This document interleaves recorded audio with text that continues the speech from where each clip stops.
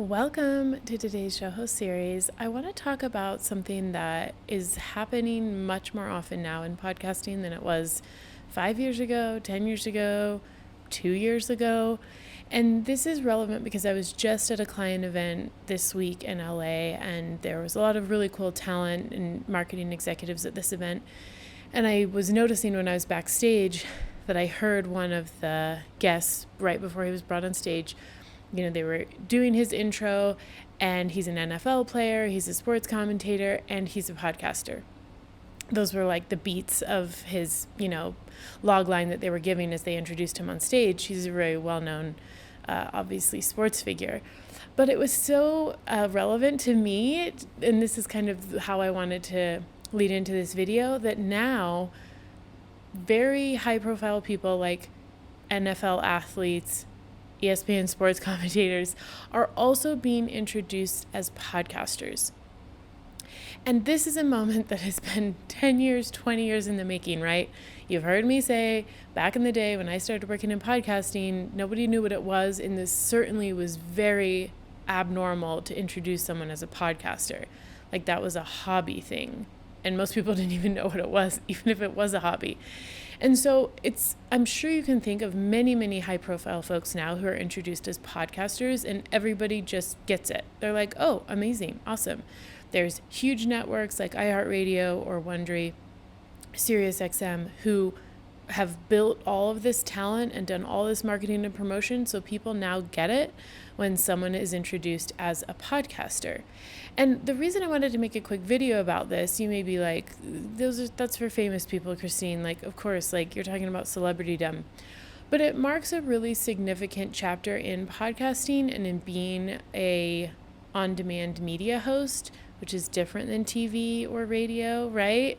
Like podcasting and YouTube is this whole new chapter of media that we've been co-creating for years that lets people be a very experienced, very popular, very followed media host without going through the traditional channels. And even a lot of the people who originally went through traditional channels, like news anchors and commentators and radio hosts, have become podcasters. And we're seeing that shift. And I think it's relevant no matter if you're a brand or a show host or an independent creator or a sole proprietor. It's very valuable to notice when the shifts are happening in the media landscape, because this is kind of an unprecedented time where as a podcaster, you can have the same title as an ex-NFL athlete and like ESPN sports commentator. Like, when else has that been an option? Like authors, for a long, long, long time, you had to be like, if you were an author, you had to be published by a publishing house. So that was a pretty big gateway that you had to get through. And now it's like, oh, you can self-publish a book. You can be a super famous writer and just write on Substack. You can be a podcaster and nobody had to give you the keys to enter into like the very, hush-hush gated community of media personalities. Now, we talked about this in other videos. Just because you can podcast doesn't mean you're going to be great and famous and have a huge following. But I think it's super worth it to notice, like I said, these trends and these shifts. And this was just a moment for me this week when I was at this event backstage, looking at how everyone was being introduced. And then hearing that and watching this, great NFL player go up on the stage, everyone knew and loved him and was excited to hear from him. But that was what they included, like as the third thing to include in his quick intro when he just launched a podcast. And so I think there's a few takeaways here as a show host, since this is our show host series.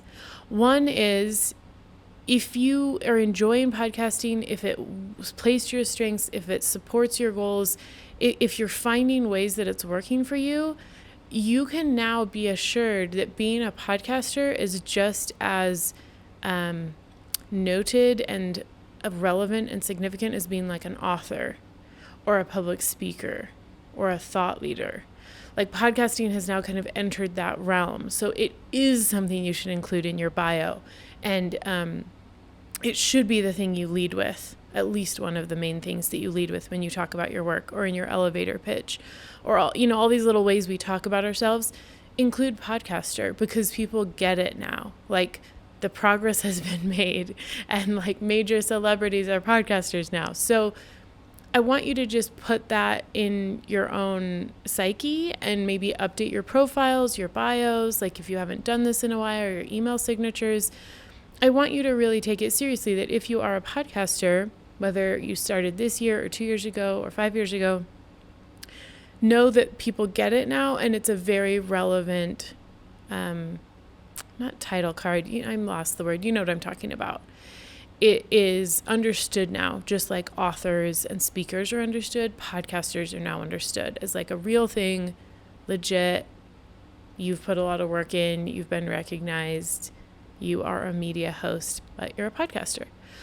So that's one thing I want you to pay attention to, like takeaways from this moment in the like evolution of new media, which I call YouTube and podcasting and, social media even. I also want you to think about like, okay, well, what opportunities could that open for me?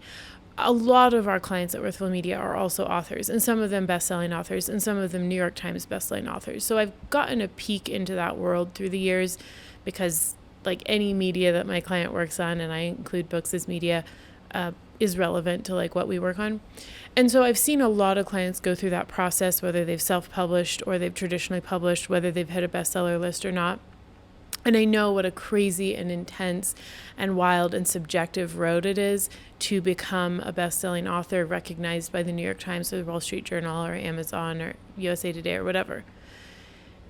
And I want you to just notice if that's a world you've been in and you felt like, oh, like trying to get on the bestseller list just feels so intimidating, or like that's so much, or I've talked to friends and they did everything they could and they couldn't make a bestseller list. Think maybe instead of like how, if podcasting is working for you and it plays to your strengths and you're like, I want to do more of this, think about how you can put the same energy you'd maybe put into writing a book or pursuing maybe some of these other titles and accolades and awards into podcasting. Because even though it's young and the awards that are given to podcasters are still pretty unknown, like the Webby Award is a really big award a podcaster can get, and there's a lot of smaller organizations that award cool podcast accolades each year, but it's not like the mainstream knows about them. The mainstream doesn't follow Apple Podcast of the Year or the Webby Awards oftentimes. So there are awards given to podcasters, but they're still not mainstream. But I want you to start thinking now, like this is growing. It's becoming more relevant. It's becoming more mainstream. There's a lot of weight behind it now. So maybe writing or authorship, maybe that's felt like a dead end, but like, could I pursue the same goals via podcasting? It's something to consider. Maybe another way to think about it is, do I want to be known as a podcaster, or do I want to be known as like a talk show host or a thought leader or a writer? Just kind of play around with some of those titles and think like, maybe we've talked about this in other videos, maybe you are more drawn to writing and podcasting is kind of your second fiddle, but maybe you really would rather be a podcaster first and like a writer second. It can go both ways. So I want you to consider that. Just because podcasting for a long time was just like guys in their garages or like the hobby thing or the techie people, and we were in a new chapter now. It's still growing up, but I'd say we're in the teenage chapter and people know what it is. And all these, high profile folks who are well-known household names who are becoming podcasters or who have been podcasters, it's really helpful because they're doing all this marketing and promotion of the medium, and you can now connect the work you do on your show to the work they do on theirs, because it's the same medium. Obviously, there's like a big spectrum, but people get it now. So introduce yourself as a podcaster. It's legit. Put it in your byline. Next time you're speaking on stage, have the person introing you mention your podcast. It's a real deal. Okay, I'll stop it there for today. If you have questions about this or want more details, want me to do another video on the nuances of this, feel free to leave a comment, subscribe to the channel, and we'll see you in the next video.